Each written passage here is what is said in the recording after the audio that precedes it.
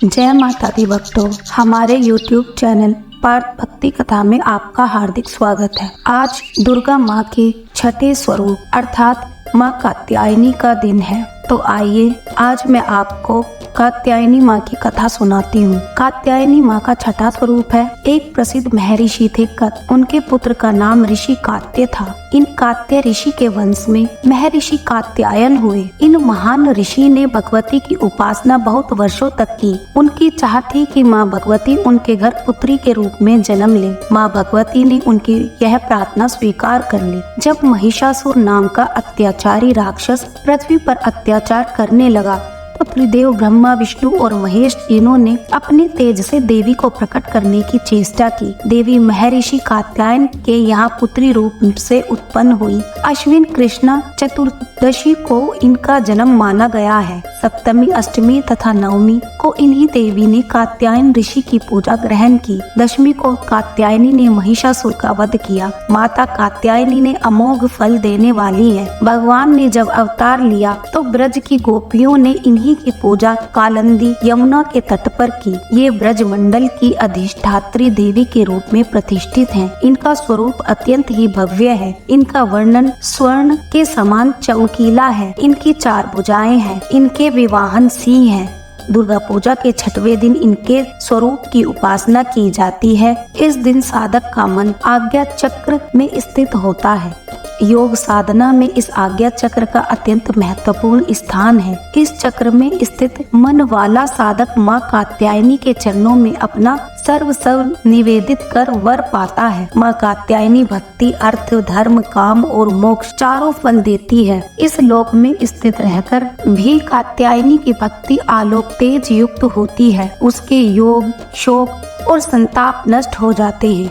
जन्म जन्मांतर के पाप नष्ट होते हैं। माँ कात्यायनी की पूजा परिपूर्ण समर्पण भाव से करनी चाहिए। माँ ने किस तरह निशुंभ का वध किया, आइए ये भी हम इस कथा में आपको बताते हैं। राजा ने कहा, भगवान आपने रक्त बीज के वध से संबंधित यह देवी के चरित्र का अद्भुत महात्म्य मुझे सुनाया। अब रक्त बीज के मारे जाने पर अत्यंत क्रोध में भरे शुंभ और निशुंभ ने जो कर्म किया उसको मैं सुनाना चाहता हूँ। ऋषि कहते हैं कि हे राजन, रक्त बीज तथा अन्य दैत्यों के मारे जाने पर शुंभ और निशुंभ के क्रोध की सीमा न रही। अपनी विशाल सेना का इस प्रकार वध होता देख निशुंभ क्रोधित होकर देवी की ओर दौड़ा। उसके साथ असुरों की प्रमुख सेना थी। उसके आगे पीछे तथा दाएं बाएं बड़े बड़े असुर थे जो क्रोध में भरकर ओट चबाते हुए देवी को मारने के लिए आए। महापराक्रमी शुंभ भी अपनी सेना सहित मात्र गणों से युद्ध करके चंडिका को मारने के लिए क्रोधावेश में आया। जब निशुंभ और शुंभ के साथ देवी का घोर संग्राम छिड़ गया, वे दोनों दैत्य बादलों की भांति भयंकर बाण वर्षा करने लगे। तब उन दोनों द्वारा छोड़े गए बाणों को चंडिका ने अपने बाणों द्वारा तुरंत काट गिराया और अपने शस्त्रों की वर्षा करके दोनों दैत्य पतियों को चोट पहुंचाई। तब निशुंभ ने तेज धार वाली तलवार तथा चमकती हुई ढाल लेकर देवी के वाहन सिंह के मस्तक पर प्रहार किया। अपने वाहन को चोट पहुंचने पर देवी ने तुरंत ही क्षुरप्र नामक बाण से निशुंभ की तलवार काट डाली और 8 चांद जड़ी सुंदर ढाल के टुकड़े टुकड़े कर दिए। ढाल और तलवार कट जाने पर उस असुर ने शक्ति चलाई, किंतु सामने आते ही देवी ने चक्र से उसके भी 2 टुकड़े कर दिए। अब निशुंभ क्रोध से भभक उठा और उसने देवी को मारने के लिए शूल उठाया, किंतु देवी ने समीप आने पर उसे भी मुक्के से चूर्ण कर दिया। अब उसने गदा घुमाकर देवी के ऊपर चलाई, परंतु वह भी देवी के त्रिशूल से कटकर नष्ट हो गई। इसके बाद फरसा हाथ में लेकर निशुंभ को आते देख देवी ने बाणों से घायल करके उसे पृथ्वी पर सुला दिया। अत्यंत पराक्रमी अपने भाई निशुंभ के धराशायी हो जाने पर शुंभ अत्यंत क्रोधित होकर अपने रथ पर सवार श्रेष्ठ आयुधों से सुशोभित अपने 8 भुजाओं से सारे आकाश को ढककर अंबिका को मारने के लिए आगे बढ़ा। उसे आते देख देवी ने शंख बजाया और अपने धनुष की प्रत्यंचा का घोर शब्द किया। फिर समस्त दैत्यों के तेज को नष्ट करने वाले अपने घंटे के शब्द से सभी दिशाओं को व्याप्त कर दिया। फिर सिंह ने भी बड़े बड़े गजराजों के मद को चूर करने वाली अपनी दहाड़ से पृथ्वी, आकाश और 10 भुजाओं को गूंजा दिया। फिर काली ने आकाश में उछलकर अपने दोनों हाथों से पृथ्वी पर आघात किया। इससे इतना भयंकर शब्द हुआ कि उससे पहले के सभी शब्द शांत हो गए। तत्पश्चात शिवदूती ने दैत्यों के लिए अमंगलकारी अट्टहास किया। इन शब्दों को सुनकर समस्त असुर थर्रा उठे, किंतु शुंभ को बड़ा क्रोध हुआ। उस समय देवी ने जब शुंभ को लक्ष्य करके कहा, ओ दुरात्मा ठहर ठहर, तब आकाश में स्थित देवता जय जयकार करने लगे।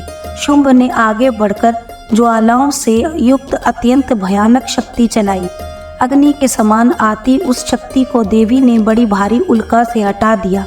उस समय शुंभ की गर्जना से तीनों लोक गूंज उठे। हे राजन, उसकी प्रतिध्वनि से वज्रपात जैसा जो भयानक शब्द हुआ, उसने सब शब्दों को जीत लिया। तत्पश्चात शुंभ द्वारा छोड़े गए बाणों को देवी ने और देवी के चलाए बाणों को शुंभ ने अपने अपने भयंकर बाणों द्वारा सैकड़ों हजारों टुकड़े कर दिए। तब क्रोधित हुई चंडिका ने शूल से प्रहार किया, जिससे वह मूर्छित होकर भूमि पर गिर पड़ा। उसी समय निशुंभ को चेतना हुई और उसने धनुष हाथ में लेकर बाण वर्षा करके देवी काली तथा सिंह को घायल कर दिया। फिर उसी दैत्य ने 10,000 बाहें बनाकर चक्रों के प्रहार करके चंडिका को आच्छादित कर दिया। तब दुर्गम पीड़ा नाश करने वाली भगवती दुर्गा ने कुपित होकर अपने बाणों द्वारा उन बाणों तथा चक्रों को काट गिराया। तब निशुंभ हाथ में गदा लेकर अत्यंत वेग से दौड़ा। देवी ने तत्काल पैनी धारावली तलवार से उसकी गदा को काट दिया। तब उसने शूल हाथ में उठाया। देवताओं को पीड़ा देने वाले निशुंभ को शूल हाथ में लिए आते देख चंडिका ने बड़ी तेजी से अपना शूल उसकी छाती में मारा। शूल से विदीर्ण हुई उसकी छाती से एक अन्य महाबली पुरुष खड़ी रह कहता हुआ निकला।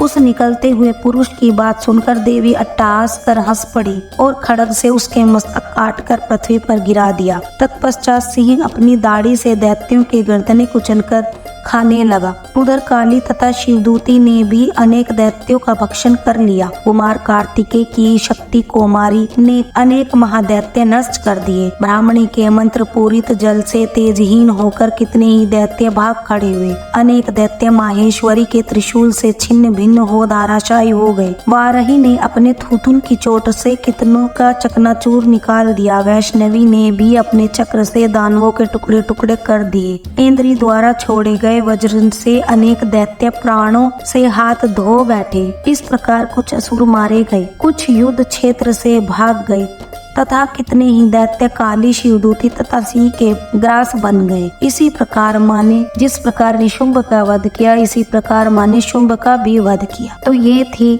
आज की माँ कात्यायनी की कथा। जय माता दी भक्तों, अगर आपने हमारे चैनल को सब्सक्राइब न किया हो तो सब्सक्राइब जरूर कर लें तथा कमेंट में जरूर बताएं हमारी कथा आज आपको कैसी लगी। जय माता।